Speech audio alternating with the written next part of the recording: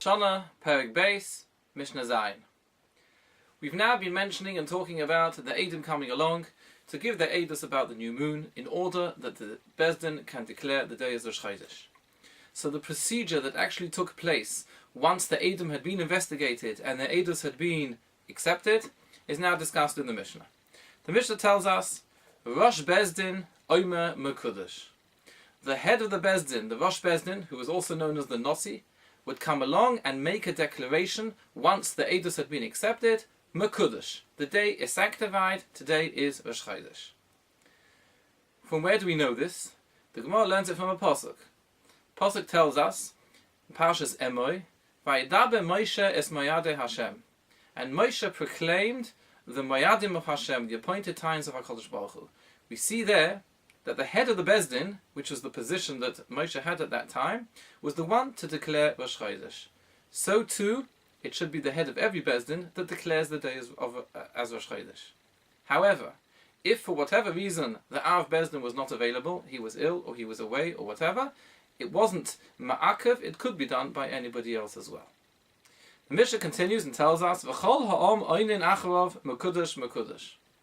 After the Av Bezdin has declared the day as Rosh Chodesh by saying Mekudesh, all the people answered him back by saying Mekudesh, Mekudesh. It is sanctified, it is sanctified.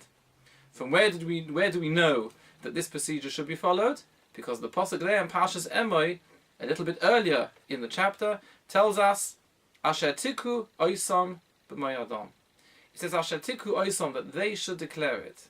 But oisom is spelt without a vav, which is unusual, and therefore can be read as atem, you in the plural.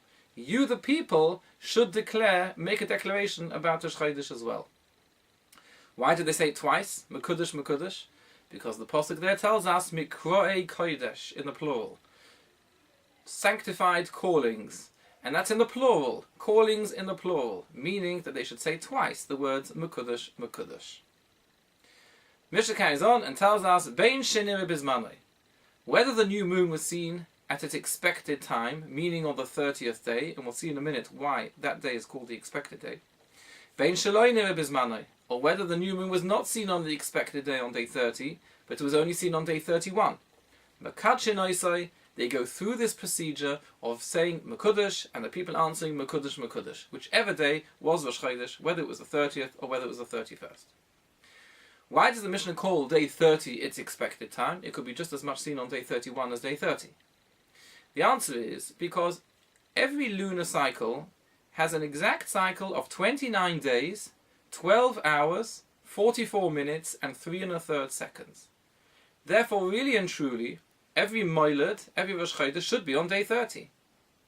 But since, however, the Torah has a rule that we cannot have a partial day as being the middle of the day should be Rosh Chodesh, every day, every month has to have complete days, whole days. Therefore, Rosh Chodesh had to be either on the 30th day or on the 31st day. It could not be in the middle of a day. And that's why Bizmanoi actually is referred to as the 30th day, because really and truly from the lunar cycle point of view, it should usually be on the 30th day.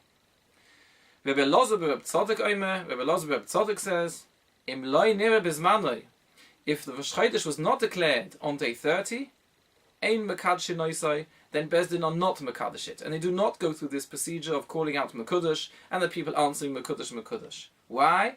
Shekva Kitshuhu Shamayim. Because the day has already been sanctified by Shamayim, by the heavens.